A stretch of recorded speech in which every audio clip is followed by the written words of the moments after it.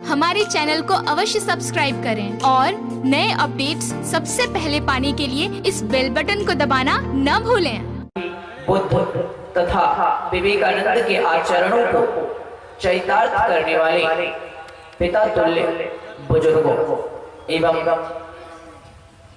शक्ति स्वरूपा, देवी स्वरूपा, सीता, अनुसुईया और सावित्री के चरित्रों को चरितार्थ करने वाली, इन आचरणों को सत्य सिद्ध करने वाली आदरणीय माताओं तथा मीराबाई, शहजोबाई और लक्ष्मीबाई सदृश विशालता की प्रतिमूर्ति पुण्यवती, भक्तिमती, धर्मशिला बहनों तथा मानव जीवन का सबसे महत्वपूर्ण कर्म करने के लिए पधारे हुए, आए हुए, उपस्थित हुए समस्त श्रोतागण और भी जहां तक इस ध्वनि विस्तारक यंत्र के माध्यम से मेरी ये ध्वनि जा रही है, आप सबों की जीवात्मा में बसे हुए उस परम प्रभु परमात्मा को, उस सत्य स्वरूप सच्चिदानंद को मेरा कोटि कोटि नमन, मेरी ओर से बारंबार दंडवत। चत्र तत्र से हम सभी ज्ञान गंगा में गोता लगाने के लिए यहाँ एकत्र हुए।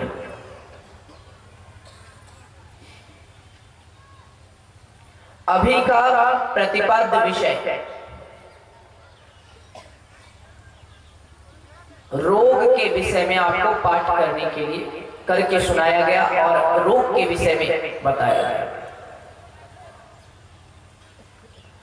जो व्यक्ति परमात्मा का योग नहीं करता, संसार में आकर केवल भोग करता है, वह रोगग्रस्त हो जाता है। और जो रोगग्रस्त हो जाता है, उसकी रुचि कभी अपने कर्तव्य पथ पर आगे बढ़ने में नहीं होती। एक रोगी व्यक्ति को अपने समक्ष रहने वाली हर चीज, हर वस्तु व्यर्थ और बेकार प्रतीत होती लगती। आजकल हर घर में लोग औषधि पर चल रहे हैं, चिकित्सकों के पास बार बार जाना पड़ता है। व्यक्ति छूट सकता है, लेकिन कोई घर ऐसा नहीं जिसमें कोई ना कोई रोग ना हो। जबकि जिस रोग के परिभाषा हम जानते हैं, जिस रोग को हम रोग मानते हैं, जिस रोग के विषय में हम चिंतित रहते हैं, वो तो केवल बाहरी रोग है, वो तो केवल शरीर के बाहर का रोग है, केवल शारीरिक रोग है। परंतु इसके अतिरिक्त आध्यात्मिक दृष्टि से यदि दृष्टिपात किया जाए तो केवल शारीरिक और सांसारिक रोग नहीं होते, एक प्रकार के और अलग रोग होते हैं, जो शरीर के रोग नहीं होते, जो मन के रोग होते। और मन के रोग को ही परम संत गोस्वामी तुलसीदास जी महाराज ने श्री रामचरितमानस में मानस रोग कहकर संबोधित किया है, मानस रोग की संज्ञा दिया। ये मानस रोग कौन कौन से हैं, क्या हैं, और इन मानस रोगों से मुक्ति का क्या उपाय है, इस संदर्भ में आइए हम लोग जानते हैं।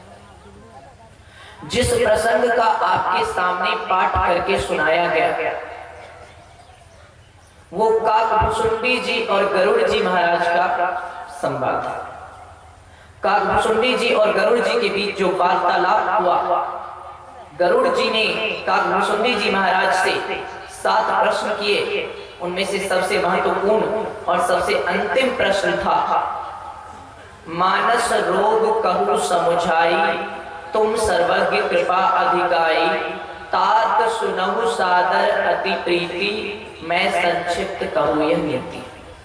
काकभुसुंडी जी से गरुड़ जी ने पूछा, मन के रोगों का वर्णन कीजिए।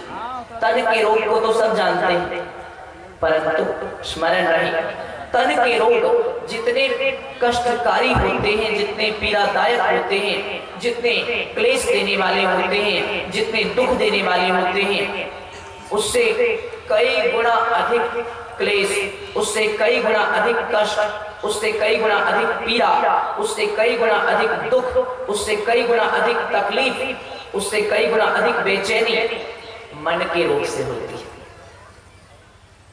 मन के रोग को जानना जरूरी है, क्योंकि तन के रोग से कई गुना अधिक भयंकर, खतरनाक और कष्टदायक मन का रोग होता है। इसलिए आइए मानस रोग के बारे में जानते हैं। मन में जितनी दुर्बलताएं हैं, जो मन को चंचल बनाती है, जो मन को इधर उधर भटकाती है, मन की वो सारी दुर्बलताएं हैं, मन की बीमारी। जैसे रोग होने पर व्यक्ति दुर्बल हो जाता है, उसी प्रकार मन की जितनी दुर्बल भावनाएं हैं, अशुद्ध और अपवित्र आकांक्षाएं हैं, वो जब मन में उत्पन्न होती है तो मन की शक्ति को भटका कर उसे गलत रास्ते पर ले जाती है। उसी को मानस रोग कहा गया। मन की दुर्बलता को ही मन की बीमारी की संज्ञा दी गई। मन की दुर्बलता क्या है? मन की सबसे बड़ी दुर्बलता है मोह में फंसना। मोह, स्मरण रहे, ये मोह कितने प्रकार के होते हैं? अलग अलग धर्म ग्रंथों में, अलग अलग संतों के द्वारा, अलग अलग महापुरुषों के द्वारा मोह के अलग अलग कई प्रकार बताए गए। जैसे पुत्र मोह, स्त्री मोह, धन मोह, तन मोह इत्यादि इत्यादि। परंतु संसार का कोई भी मोह आपको मोक्ष प्राप्ति में सहायक नहीं बन सकता। यदि मोक्ष को प्राप्त करना चाहते हैं, मोह से मोक्ष और मोह से मोह, मोह और मोक्ष सुनने में ये दो शब्द एक जैसे प्रतीत होते हैं, मिलते जुलते, लेकिन इन दोनों शब्दों का एक दूसरे से बिल्कुल मेल नहीं। सुनने में जरूर मोह और मोक्ष एक जैसा लगता है, लेकिन वास्तविक जीवन में इन दोनों का दूर दूर तक कोई संबंध नहीं है। जहां मोह है वहां स्वप्न में भी मुक्ति नहीं मिल सकती, वहां मोक्ष कभी नहीं मिल सकता। और जहां साधक को मुक्ति मिल जाती है वहां सब प्रकार के मोह जलकर भस्म हो जाते हैं। जहां ब्रह्म ज्ञान मिल जाता है, भगवान श्री कृष्ण ने अर्जुन से गीता में कहा था कि अर्जुन, यद् यथांसि समिद्धो अग्नि भस्मसात् कुरुते अर्जुन, ज्ञानाग्नि सर्व कर्माणि भस्मसात् कुरुते तथा। अर्थात हे धनंजय, जिस प्रकार अग्नि ईंधनों को जलाकर राख कर देती है, ठीक उसी प्रकार ब्रह्म ज्ञान की अपनी समस्त इच्छाओं को, समस्त कामनाओं को और माया मोह की समस्त दुर्बलताओं को जलाकर भस्म कर देती। और जिसका मोह जलकर राख हो गया वही मोक्ष का अधिकारी होता है। जब तक मोह है तब तक मुक्ति नहीं मिल सकती। मोह गया मुक्ति मिली, मोह आया तो मुक्ति मार्ग पर चलते चलते भी मृत्यु के मार्ग की ओर व्यक्ति मुड़ जाता है। इसलिए गोस्वामी जी ने वर्णन किया, तुलसीदास जी महाराज कहते हैं, मोह सकल व्याधिन कर मूला, तेहि ते पुनि उपजहि बहुसूला, काम बात कफ लोभ अपारा, क्रोध पीत नित छाती जारा। मोह का दो अर्थ होता है, एक अज्ञानता और दूसरी आसक्ति। स्मरण रहे, जब आसक्ति अधिक बढ़ती है तो बड़े से बड़ा ज्ञानी भी अज्ञानियों के समान काम कर देता है। किसी चीज के प्रति मोह जब बहुत अधिक बढ़ता है तो ज्ञानी भी अज्ञानी बन जाता है, पंडित भी मूर्ख बन जाता है। सारा ज्ञान जानते हुए भी मस्तिष्क से वो ज्ञान बाहर निकल जाता है। जिस प्रकार सिंह की गर्जना सुनकर शियार दूर भाग जाते हैं, ठीक उसी प्रकार स्मरण रहे, मोह के कारण, मोह के उत्पन्न होते ही हमारी पवित्र ज्ञान, हमारी सद्भावनाएं, हमारी सारी पवित्रता, हमारे शुद्ध विचार, ये सब दूर भाग जाते हैं। इसलिए मोह को अपने अंदर नहीं।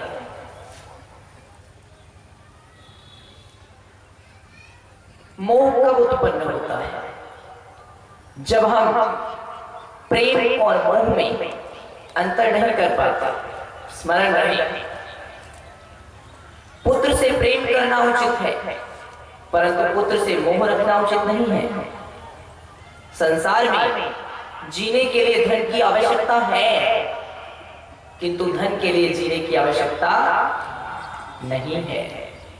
संसार में जीने के लिए धन की आवश्यकता है, किंतु धन के लिए जीने की आवश्यकता नहीं है। जो जीने के लिए धन रखता है वह मोह मुक्त है, और जो धन के लिए अपना जीवन, वही मोहग्रस्त है। मोह मुक्त और मोहग्रस्त की पहचान। धन मोह, कौन धन के मोह में पड़ा हुआ है, अर्थात अत्यधिक लालच में कौन पड़ा हुआ है, इसे पहचानने का सरल उपाय ये है, जो जीने के लिए धन रखता है वो गलत नहीं है, लेकिन जो धन के लिए ही अपना जीवन पाल रहा है, हाय पैसा, हाय धन, हाय धन, इसी के लिए पाल रहा है, वो गलत है। पुत्र से प्रेम करना अनुचित नहीं है, परंतु पुत्र मोह में अंधे होकर धृतराष्ट्र बन जाना ये अनुचित है। स्मरण रहे, गृहस्थ आश्रम में रहकर एक पत्नी व्रत का पालन करना अनुचित नहीं है, परंतु पत्नी के कारण ही अपने सारे कर्तव्यों का, अपनी सारी प्रतिष्ठाओं का भी त्याग करके केवल उसी के मोह जाल में फंसकर उचित अनुचित को भूल जाना, ये गलत है, ये अनुचित है।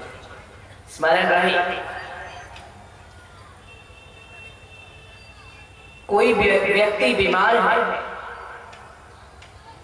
डॉक्टर कहता है एक टैबलेट सुबह खाना, एक टैबलेट शाम में खाना, नियमित रूप से खाते रहोगे बीमारी छूट जाएगी।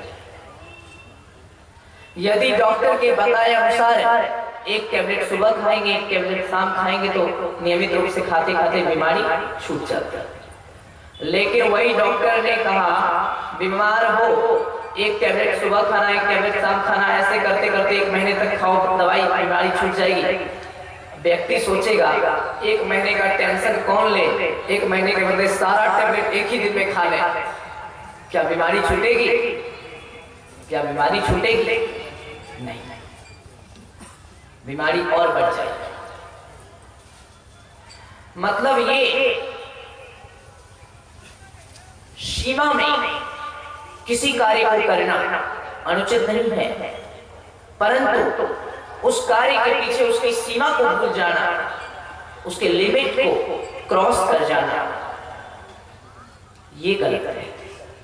इसी को मोह कहते हैं। कौन व्यक्ति अपने पुत्र से प्रेम कर रहा है और कौन पुत्र मोह में अंधा हो गया है, इसे भी पहचानने का एक तरीका है। एक पिता है, उसका कोई पुत्र है, वो कहता है मेरा तो एक ही बेटा है, इसके लिए मैं ये बना दूंगा, वो बना दूंगा, यहाँ घर बना दूंगा, वहां घर बना दूंगा, महंगी गाड़ी खरीद लूंगा, अच्छी नारी से इसका विवाह करवा दूंगा, इसे एयर कंडीशन कमरे में रखूंगा, इसे कोई भारी काम नहीं करने दूंगा, इसके लिए मैं इतना बना दूंगा, उतना बना दूंगा। दिन रात उसके बारे में सोचता रहता है। मैं अपने पुत्र को संसार का सारा सुख दूंगा। जो ये सोचता है वो पुत्र मोह से ग्रसित है। समझिए, वो पुत्र के मोह में अंधा हो गया है। लेकिन एक दूसरा पिता है, दोनों में मोह और प्रेम में अंतर समझिए। एक पिता जो ये सोचता है मैं अपने पुत्र को ये दे दूंगा, वो दे दूंगा, दुनिया की हर खुशी मैं अपने बेटे को ला कर दूंगा, उसे कोई परिश्रम न करना पड़े, तो वो पुत्र से प्रेम नहीं कर रहा है, वो पुत्र से मोह कर रहा है। पुत्र मोह का रोगी है, समझना चाहिए। परंतु दूसरा एक पिता जो ये कहता है मैं कुछ देने वाला कौन हूँ, मैं तो बस अपने पुत्र को संस्कार देने की कोशिश कर सकता हूँ, संसार का कोई सुख मैं देने वाला नहीं हूँ, मैं केवल अपने बच्चे को संस्कार देने की कोशिश कर सकता हूँ। हाँ, अपने ईश्वर से, अपने गुरु महाराज से मैं ये कामना करता हूँ कि मेरे ईश्वर, मेरे गुरु मेरे बच्चे को सारी प्रसन्नता देंगे। जो ऐसा कहता है वो मोहग्रस्त नहीं है, वो अपने बेटे से प्रेम कर रहा है।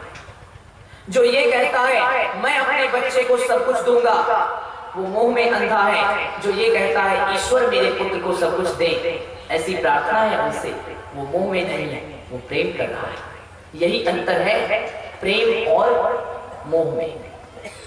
प्रेम उचित है परंतु मोह अनुचित है। प्रेम आपको महान बना सकता है परंतु मोह आपको हैवान बना